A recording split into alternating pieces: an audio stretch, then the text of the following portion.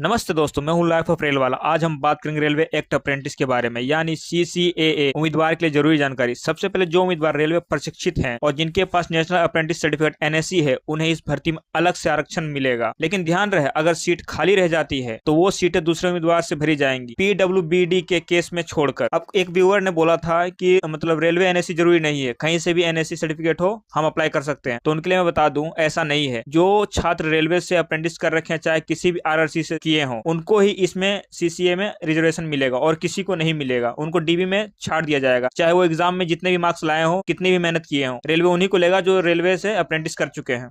चलिए अब आते हैं रेलवे एक्ट अप्रेंटिस रूल पर। The vacancy to be filled from among the course complete act apprentice trained in railway establishment and possessing national apprentice certificate granted by National Council of Vocational Training is separately indicated in the vacancy table. This will be in the nature of horizontal reservation, as in the case of person with benchmark disability, PWBD, and ex-serviceman. However, unlike in the case of PWBD, there will be no carry forward of the unfilled vacancy to be filled by this mechanism. In case of shortfall, the vacant slot shall be filled from other in the combined merit list. 12.1 para में लिखा हुआ railway apprentice CCAA वालों को railway special reservation quota दे रहा है। ये seat सिर्फ railway CCA वालों के लिए ही है, लेकिन इसमें एक बड़ा ट्विस्ट है। यहाँ कोटा PWBD, दिव्यांग या एक्स सर्विसमैन जैसा नहीं है। अगर CCA कोटे की सीट आपसे नहीं भरती तो वो खाली सीटें कैरी फॉरवर्ड यानी अगली भर्ती के लिए नहीं बचाई जाएगी। तो फिर उन सीटों का क्या होगा? वो खाली सीटें तुरंत जनरल मेरिट लिस्ट वाले उम्मीदवार को दे दी जाएंगी। आसान भाषा में बोले तो यूज इट और लूज इट, इस्तेमाल करो वरना गवा दो। इसलिए अपनी तैयारी पक्की रखें। अब 12.2 को समझिए। A candidate shall be considered to have complete the act apprentice training only if he has already appeared in the NCVT exam before the last date of online application, that is 22/2/2025, the result for which might not have been declared.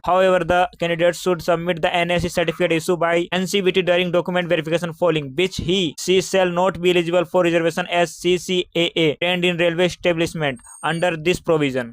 मतलब अगर आपने 22 फरवरी 2025 से पहले NCVT की परीक्षा दे दी है, ध्यान से सुनिए, भले ही आपका रिजल्ट उस दिन तक ना आया हो तब भी आप फॉर्म भर सकते थे, लेकिन असली चेकिंग बाद में होगी। जब आपका डॉक्यूमेंट वेरिफिकेशन होगा तब आपको NCVT से मिला ओरिजिनल NSE सर्टिफिकेट दिखाना जरूरी है, केवल रेलवे NSE सर्टिफिकेट। और अगर आप DB में वो सर्टिफिकेट नहीं दिखा पाए तो आपका CCAA कोटा आरक्षण नहीं मिलेगा, आपकी उम्मीदवारी कैंसिल कर दी जाएगी। तो याद रखें, एग्जाम पहले सर्टिफिकेट DB में। अब 12.3 पैरा देखिए। This course completed act apprentice will be eligible to apply for any RRB RRC irrespective of the railway establishment in which they have been trained subject to fulfilling other eligibility condition। इसमें लिखा है जिन apprentice ने अपना course training पूरा कर लिया है वे किसी भी RRB या RRC रेलवे जोन में नौकरी के लिए अप्लाई कर सकते हैं। इस बात से कोई फर्क नहीं पड़ता कि आपने अपनी ट्रेनिंग किस रेलवे संस्थान या जोन से की है। जैसे अगर आपने मुंबई से ट्रेनिंग की है तो आप दिल्ली में अप्लाई कर सकते हैं। बस एक शर्त है, आपको भर्ती की बाकी सभी शर्तें पूरी करनी होगी, जैसे उम्र, पढ़ाई, योग्यता भी पूरी करनी होती है।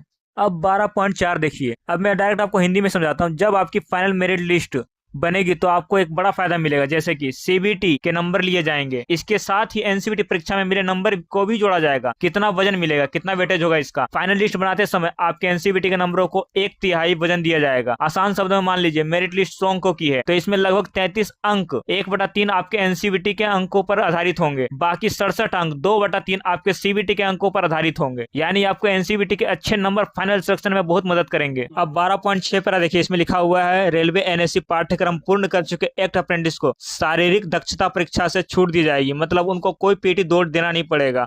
और जो ये सोच रहे हैं अदर रेलवे अप्रेंटिस वाले, उनको DB में रिजेक्ट कर दिया जाएगा, उनकी सारी मेहनत बेकार चली जाएगी। इसलिए रेलवे अप्रेंटिस वाले तैयारी करते रहें और दूसरे की बातों में ना आए। जो उछल रहे हैं अदर रेलवे वाले, उनको कोई फायदा नहीं होने वाला है। आज के लिए इतना दोस्तों, धन्यवाद।